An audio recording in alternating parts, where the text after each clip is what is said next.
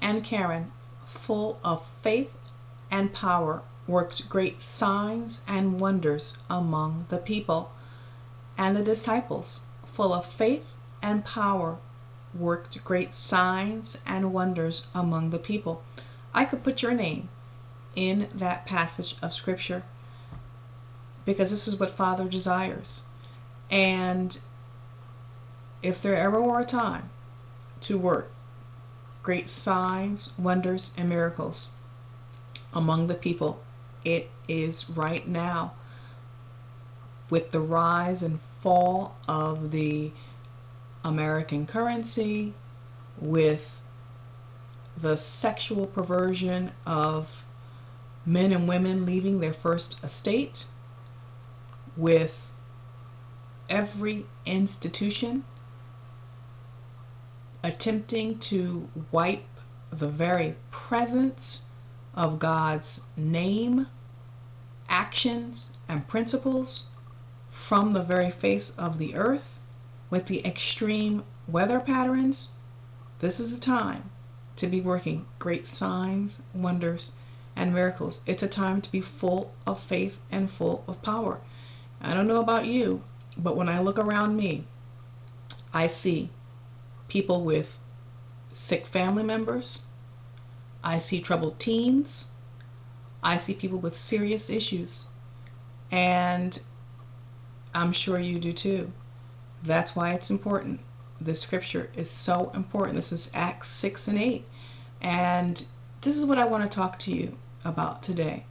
Romans 10:17 says that faith comes when we hear Messiah's words.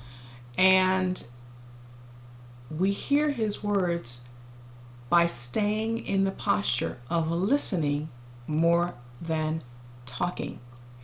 And so when you come before him, you come with pad and pen ready to listen. And when you listen, he fills you with faith, because his words are life and spirit. And he literally fills you with that very life. And that life continues to build faith by hearing and hearing and hearing over and over and over.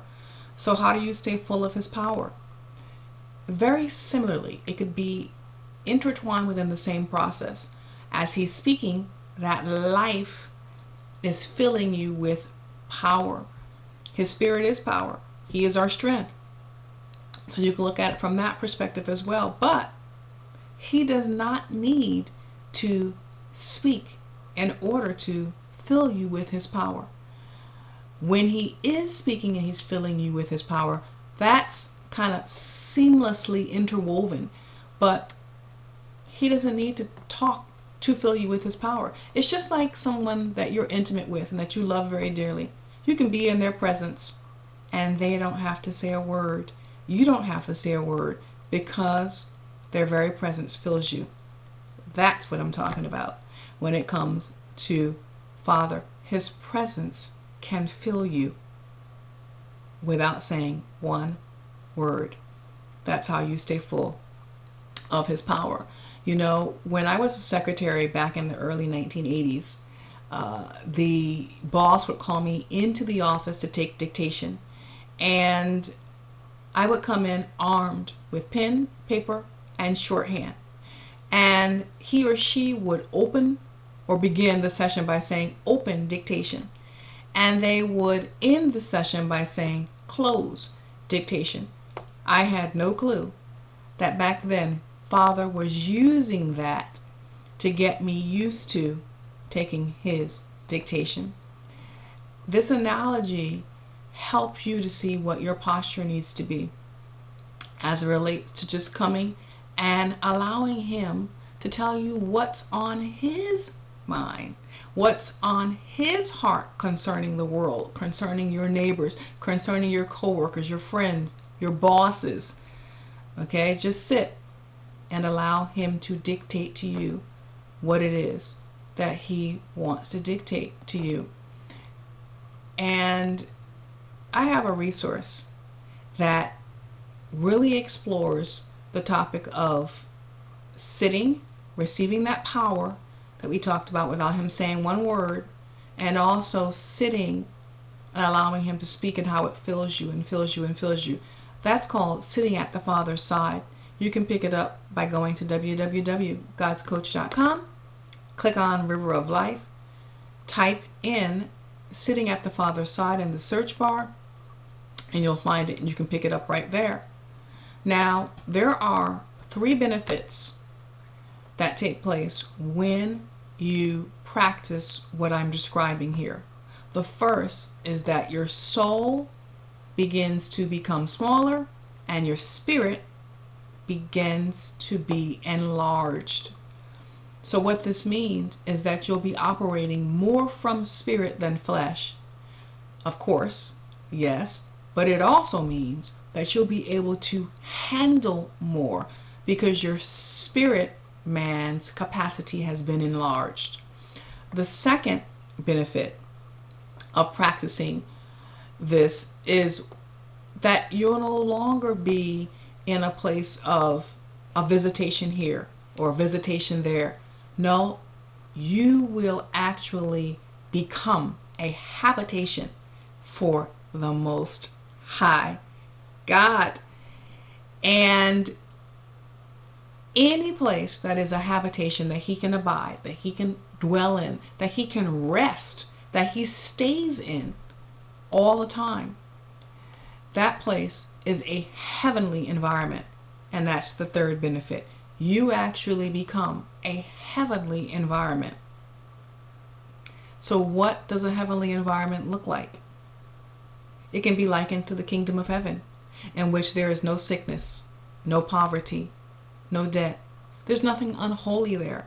There's nothing unclean there. There's praise, there's joy, there's splendor, there's majesty, there's worship. That's the kingdom of heaven.